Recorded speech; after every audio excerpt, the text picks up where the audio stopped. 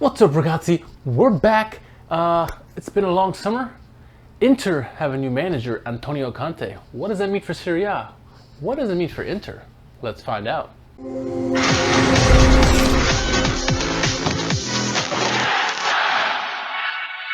What's up, everybody? We are back. It's been a long summer. It's been an eventful summer, right? The big news, one of the biggest news, there's a lot of news going on this summer in Serie A, but the big one is Antonio Conte and then joining with Internazionale, a former Juventini joining Inter. How is that going to pan out with the fans, right? Well, the real question is, how's that going to pan out for Inter, the team? We're going to be here looking at the tactics. Before we get into that, if you haven't done so yet, make sure you subscribe to the YouTube page here and follow us at Serie A Sit Down on both Instagram and Twitter. Make sure you listen to our podcast. I'm sure you do. You don't want to miss a single bit of action week in and week out. We're about a month away from the season beginning, right? So how does this affect, getting back into this conversation, Conte affects Serie A and more importantly, Inter, right? So if you look back at the time when Antonio Conte was actually with Juventus in Serie A between 2011 and 2014, the system that he employed is pretty much the same system what he's using now, with minor little tweaks here and there that he's had to adapt along the way, right? The formation he used not only with Juventus, but then with the Azzurri, we'll get to those, and then also with Chelsea afterwards. But with Juventus in particular, he used a 3-5-2 formation, right? We all know he loves a three-man back line. That's his bread and butter, and all his formations are going to come from some variation of that, I should say. So 3-5-2, right? And so the basics of it really are, they defend deep, right? You got two forwards pressing, or two attackers pressing the back line of the team, putting them back on their heels, right? So how did he do this with Juventus? Those 3 years that he was there, he won the 3 titles. So in defending, they would use the 5-3-2, right? So it's a 3-5-2 that would switch to a 5-3-2, where the two wingbacks would come back and help out in the defense. This would be a solidifying defensive formation. You got, instead of having three man back there, 3 center backs, you have 2 wingbacks helping out to make a 5-man back line. Plus you got the 2 midfielders, defensive midfielders now helping out. So you really got 5 defenders, 3 midfielders, and the 2 forwards. So they're almost all back 11 on the ball. And this is very important when trying to suffocate the opposition's offense. And a key man in this defensive setup is, at least in these 3 years, it was Leonardo Bonucci, right? He was a libero. He was a sweeper. He would initiate the long balls. His passing game was pivotal for, when the team was breaking from defense to offense, setting it up with the long ball passes down the field. Leonardo Bonucci did this very, very well for them, and this is why he was one of the best defenders in the world during this 3-year stretch with Juventus. So that's the defensive part of the game, but the offensive game was also very unique, the way he would attack, and he being Antonio Conte, attacking the opposition, right? So he would attack the opposition in many ways, and a lot of different managers, Maurizio Sarri, we'll just say him, they get blamed that they say they only attack one simple way, and then when teams find out that way, they hash him out, snuff it out, and they can't do anything right. No plan B. Not with Antonio Conte, right? He plays in many different ways. Some of the ways that he plays are, sometimes he'll play with vertical passing, using a mezzala, obviously with the wing play with the 2 wing backs going down the field, marauding for either right wing cross or left wing cross. And also sometimes they go deep down low too. Just cycle the ball down low to the striker. He holds it up, finds his running teammates and set him up for the goals, right? We've seen this many times before. So very versatile by Antonio Conte offensively. He's known as a defensive genius, but he had a plan A, B, C, D, and E. So, you could try to snuff them out one way with a vertical passing. The other's fine. They'll beat you down low. They'll beat you with the wing play or using a mezzala. Or again, going back to the wing play. So it's a variation of different things that Antonio Conte could throw at teams with that Juventus team, with players like Tevez as well, and some of the other guys they had in the team. So plus you had 2 guys like Pogba and Pirlo on the team. It's going to help you out tremendously with whatever you try to achieve in a game, right? So after Antonio Conte's 3-year stint with Juventus, he took his trade with the Azzurri, and he used very similar formations as he did with Juventus, right? A 3-5-2 was a staple there. Again, the same 3-back line that he had at Juventus, he was using with the Azzurri. Yeah, Barzagli, Bonucci, and Chiellini, the BBC, right? So again, it's very similar to what he did Juventus. Defensively, they would shape up in a 5-3-2, and then offensively they push men forward. But it was always with the three-man initial back line, which is a staple of Antonio Conte, like we've said many times already. And the key with Antonio Conte's system, both with the Azzurri and Juventus, is the counter-attacking system, right? So once they get the ball, after they're in the defensive shell, and once they're getting ready to go out, they counterattack. And how do they do that? With their sweeper or libero. In this case would be Leonardo Bonucci. He'd be the pivot man, and he could find the long balls to stretch out the wing plays on either side. He could cross the pitch. His pinpoint accuracy with the long balls was tremendous. But also with the short game, right? He'd find the defensive midfielders, set up the passing game or pass into the wing backs. He was key in his role with Antonio Conte's system, both at Juventus and then again with the Azzurri. He proved a very important player, not only for Antonio Conte, but for the Azzurri in general. Again, this is why he was one of the best defenders in the world, not because only his defensive game, but his passing ability and be able to stretch the opposition. Leonardo Bonucci has a lot to thank Antonio Conte for, and I know the Inter defense, they're salivating at the opportunity because you get Skriniar, you got Godin now. Oh my goodness, you got Godin. You got Miranda, you got De Vrij. You got four solid defenders there. I mean, any three will play at one time. I would probably pick, De Vrij, Skriniar, and Godin at one time, because with Godin now you have the three best central defenders in Serie A, all in the same league. And Inter got one now with him, also Skriniar. So it's two of the best, probably two of the top 5 defenders in the league will be there. So it'll be interesting to see how much they improve defensively, because that was something they were lacking last year. So going back to Azzurri with this 5-3-2 defensive shape, right? Obviously you had the three center backs with the 2 wing backs to either side of them, but you also had 8 to 10 yards in front of them was the midfielders, right? And they're so close, so compact. It was hard to get anything through that defense, both at Juventus and the Azzurri.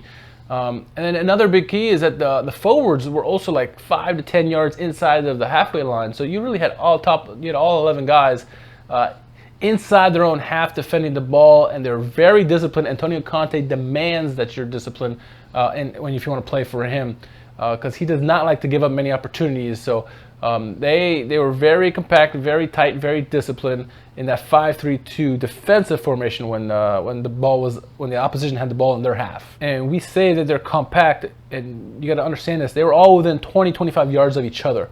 I mean, trying to get the ball through that many guys, 11 guys within a 25-yard area, that's near impossible, right? That's why the Azzurri, again, were known again for the defense.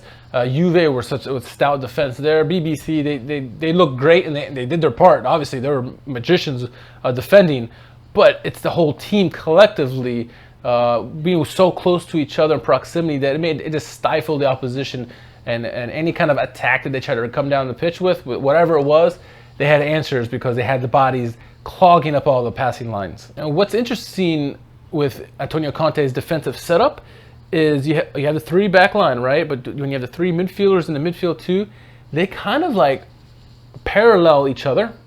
They don't break from formation, right? You got the wing backs to move up and down the pitch, but the 3 in the middle and the 3 in the back, they kind of mirror each other, right? Parallel, and they're always there forming this big box. Very good, very compact, and then whenever the ball got into that area, they would just compact and steal the ball. Great play by Antonio Conte and the defense to be able to stifle out, snuff out passes, goal scoring opportunities with the way they were so disciplined in the middle right there, especially using those midfield 3. And the key about the wing backs that are used in the system, right, with the 3-5-2 or the 5-3-2, whichever phase of the game it is these wing backs, right? They got to be very versatile. They got to be able to run up and down the pitch all game long. But they're very instrumental in how they also play. Not only do they bombard down the pitch going for offensive opportunities and help out defensively, but they make up a triangle between the defense and the midfielder in the pressing game. And so there's always a passing option for when either Juventus players or the Azzurri players get into a pinch and they need to get rid of the ball real quick. There's always a second option with that wing back there, always keeping that triangle up and down the pitch. It's very, very smart play by Antonio Conte in this situation. Gives you opportunity to keep the ball because possession is very key. And as I say, if you have the ball, you're not going to be getting scored on against, right? So it's best to keep the ball in these opportunities like this, and with using the wing backs as an escape outlet for passes, both either in the pressing game or in defensive, trying to get the ball back out. It's so instrumental why these backs, and why Antonio Conte loves a versatile, speedy wing back that can not only pass the ball offensively, can defend, but always they're good for the short passing game, to keep the possession, keep the ball moving, and recycle the play and try to find new ways to get into the attacking end of the pitch. So when these wingback players bombard down the pitch, especially during counterattacks, you're wondering what are the forwards doing in these situations, right? Well, the forwards for Conte's teams, they tend to be centralized and funnel the play towards them. So the ball tend to get to them, and they pass it out to the wingbacks or other attackers there and try to set them up. Antonio Conte likes his big forwards. If they get Romelu Lukaku, that's a big forward. That's very much in the mold of Antonio Conte.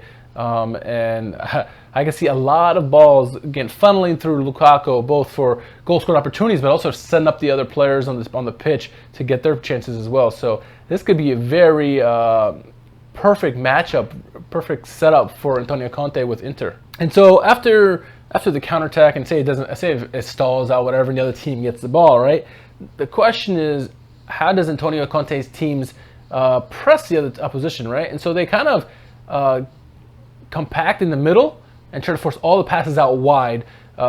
And to keep the ball along the sidelines, that's the chance of scoring are minimalized as opposed to being the center of the pitch. So anytime the ball comes in the middle of the pitch is when they all converge and force a turnover. So they stay close in the middle, keeping the ball out wide and keeping the scoring opportunities at a minimum doing this. And they're very disciplined in this system. So and I keep saying the word discipline, but this is Antonio Conte. You know, and he's a raving lunatic on the sideline, but it's for a good reason. He is a mad genius, no doubt about it. Now, after he left the Azzurri, he went to Chelsea FC, right? He went to England, went abroad to try his trade over there. Everyone said it would fail. Antonio Conte, looking at the personnel that he had at Chelsea, realized he had to tweak it just a little bit, right? A 3-5-2 wasn't quite working. With the big strikers they had there, like Diego Costa, he kind of switched it to a 3-4-3, and this was a very crucial move because through the first, I want to say like 5 games of the season or so, they were using a 4-4-2 or 4-3-3, which is different. You know, Abramovich wanted to have this four-man back line, as they kind of Chelsea's always had. But the team wasn't doing that great during these first few games. And then eventually they lost like 3-0 to Arsenal or something during that season, I think the 5th game or whatever it was. And Conte said, you know what, forget this. He switches to a 3-4-3 in that game and really kind of switched the team's luck for the rest of the season. I mean, their team was just on fire, on cylinder. They ended up winning the title like really early on in the season. But he went back to his tried and true, which is the 3-man back line. And again, you know, he didn't have Leonardo Bonucci this time, but he had David Luiz, and using the very same situation as he did with Bonucci. Very good defensively, but the passing ability of David Luiz, much like Bonucci, he could spread the ball wherever he wants on the pitch, can make runs if he wanted to. Very versatile defender, would help out freed the passing options for the rest of the team. And what was unique about David Luiz and the tweak that they made at Chelsea is that, you know, his passes would unlock the defense, right? And they would immediately switch to a 2-3-5 formation, right? All of a sudden, everyone in attack, getting 5 attackers up deep, keeping possession. Midfielders would always help out whatever side of the pitch the ball was, or wherever the ball was, really, to overload the defenders and give them quality possession, give them opportunities to cycle the ball around and really do whatever they wanted to and find ways to score. And score they did. That's what Chelsea did for sure under Antonio Conte. And the one thing we noticed when his time on Chelsea as opposed to the time with the Azzurri or with Juventus is the majority of Chelsea's goals were on the ground. They kept the ball on the ground. They had, you know, they obviously could use the wing backs like Azpilicueta and Victor Moses, you know, to cross in the passes and get it to Diego Costa or Eden Hazard or whoever. But they chose to keep possession and keep the ball and work the ball into the ground. Majority of their goals, like I said, were on the ground. Yeah, they had their headers for sure, especially off set pieces and stuff like that. You had, Diego Costa was a big guy, David Luiz, and Cahill, and so on and so forth. But majority of their goals were open play, keeping it on the ground. Possession is such important under Antonio Conte, and he did a tremendous job while at Chelsea, proving that his system can work in England or anywhere for that fact. Another tweak of Antonio Conte's system while in England is the wingback play, right? Not only do they bombard down the pitch to make those crosses into the striker or whoever's in the box, but sometimes they would cut in and become inside forwards, while the wingers would be Eden Hazard and whomever, Willian, for example. They would push out wide, and when these wingbacks would cut in and become forwards all of a sudden, and a lot of the wingbacks got many goals because of this. They took advantage of this because the defenders didn't know what to do. They wanted to go with the forwards and left gaping holes in the middle of the pitch, and Chelsea would take advantage of this with the wingback play, coming in and scoring. They also use their wingbacks for the pressing game. You wouldn't think, after you turn over the ball, you want to use your wingbacks so up high to try to get the ball back, but you have 5 guys down on the pitch on the offensive end. Might as well just keep your guys down there and pressing the ball and try to get the ball back as soon as possible. And this caused a lot of turnovers for the opposition, getting Chelsea's ball right back and be able to counter and try to get more goals immediately. And again, defensively, again, they would drop back to a 5-3-2 in Antonio Conte's system at Chelsea, right? It didn't matter that he was a 3-4-3, he would still make it a 5-3-2 defensively, and the numerical advantage would help them use the midfielders and N'Golo Kante, in this case, to press wherever the ball is, and force turnovers. This is how you get many interceptions this way, because it was him or Kovacic or whomever was in the midfield. They would time their pressing perfectly, so whenever the ball came close to the middle, within their range, they would press with the wing backs and David Luiz or whoever the other center backs were, forcing turnovers consistently. And the amount of turnovers that Chelsea were able to force with this amount of this kind of pressing was huge for Chelsea, and that's why they ended up running away with the title that year under Antonio Conte. Now, how does this all relate to Inter? $1 million question, right? I think this bodes perfectly for Inter. They got 3 stellar defenders, even Miranda if he stays around. But I mean, Skriniar, De Vrij, and Godin. That's any manager's fascination right there. 3 stellar defenders, 2 for sure top 5 in the league, in Skriniar and Godin.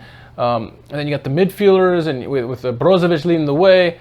A lot of options in the midfield and the attacking, and then also you got Arturo Martinez, and then add that with Romelu Lukaku. I mean, Barella just joined them as well. This team is going to be fun to watch. I am going to go out on a limb on July 14th and say Inter are going to be fighting for the Scudetto this year. Antonio Conte, some managers take a while to adapt their systems and then eventually, get into where the team where they want to be. Antonio Conte does it instantly, right? He did it with Chelsea, took him 5 games or whatever. He did it with the Azzurri. He did it with, obviously, Juventus. He's going to do it with Inter. He's going to make Inter a contender in Serie A once again, not just for Champions League, but also for the Scudetto. And don't look out now, but Champions League, obviously, they're going to be much dangerous. They were dangerous last year, had some missed opportunities, but Antonio Conte at Inter is a blessing in disguise for Serie A, not only for Inter, but for the league, because Serie A with a strong Inter squad and Milan squad, along with Juventus and Napoli and Roma as well, makes for a strong, tough league, and I'm just excited to see it. I can't wait for the season to begin. But this is our recap of Antonio Conte, his tactics, and how they relate to Inter. Inter are going to be dangerous, guys. No doubt about it. Let us know what you think about Antonio Conte, about Inter's chances of winning the Scudetto. Stay tuned. We're gonna break down the rest of the managerial changes, the new ones this summer. I think there's like 7 in total in Serie A, and most of them are the big clubs. Let us know who you want to hear next. We're probably gonna go with Maurizio Sarri and probably then Giampaolo, or maybe not. Let us know in the comments who you want to hear, which managerial tactics you want to see next. Let us know. All right. Thank you, ragazzi. Stay tuned for the podcast. Podcasts are going to be coming in closer to the end of August when the season begins. But until the meantime, you're going to stay here, watch some videos. Again, if you like what you've seen, make sure you hit subscribe and hit that bell too, because you're going to get all the videos that we shoot out here. And again, we're going to be managerial changes, tactics here for the next few weeks. And then we're going to get into nitty gritty when the league starts. Okay, ragazzi, that'll wrap this one up. Make sure, as always, to tell your paisans about us. and we'll see you soon. Ciao.